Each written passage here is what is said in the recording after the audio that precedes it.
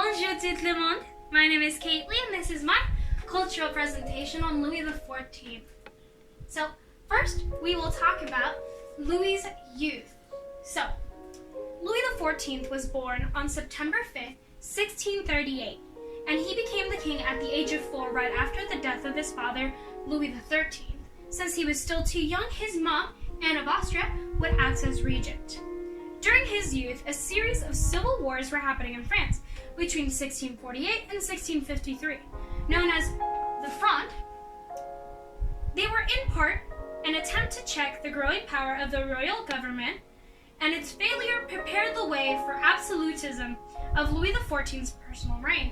The Fronde created a lifelong fear of rebellion and a dislike of Paris, prompting him to spend more time at Versailles, southwest of Paris.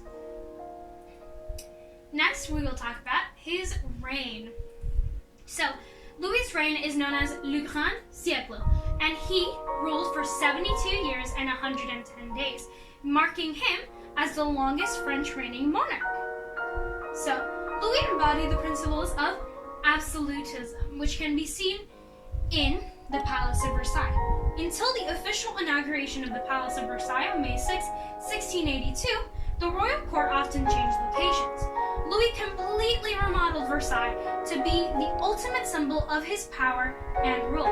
In 1682, he moved the royal court to the Palace of Versailles to keep a watchful eye on his court and make sure that no one conspired against him. Now, since we're talking about symbols, Louis's personal symbol for himself was the sun. Thus, that's why he's known as the Sun King. So, Louis's reign was also marked by French foreign policies. After the death of his father-in-law, Louis claimed part of the Spanish Netherlands and launched the War of the Dutch Devolution. In the Second Dutch War, he failed to crush the Dutch, led by William of Orange, but made significant territorial gains. In 1685, Louis, a devout Catholic, revoked the Edict of Nantes, of which allowed freedom of worship to French Protestants. In the last 3 decades of Louis's reign, France, they were marked by constant warfare. Since France was now a dominant power on the continent, other European nations felt threatened by its supremacy. So next we will talk about Louis's love life. So, Louis was actually married to the Spanish Infanta Maria Teresa of Spain by proxy on June 3rd, 1660. And she was a great admirer of her husband, but she was deeply hurt by his serious infidelity.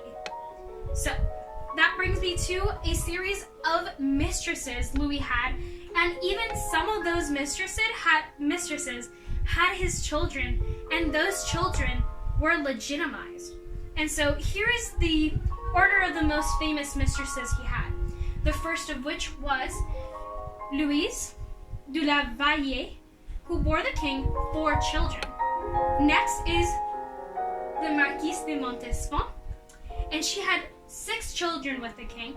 And lastly is Madame du Maintenon, and she married the king secretly in 1683, right after the death of Maria Teresa of Spain.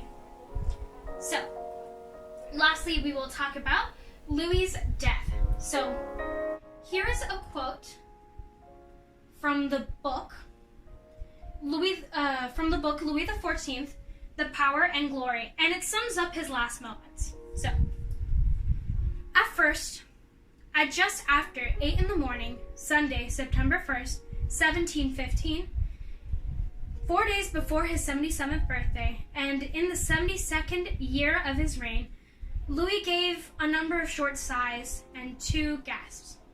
Then, quietly, peacefully, Louis XIV, Louis the Great, was dead. After Louis's death, Louis was succeeded by his great-grandson, Louis XV. So, thank you so much for listening, and you guys have a great day.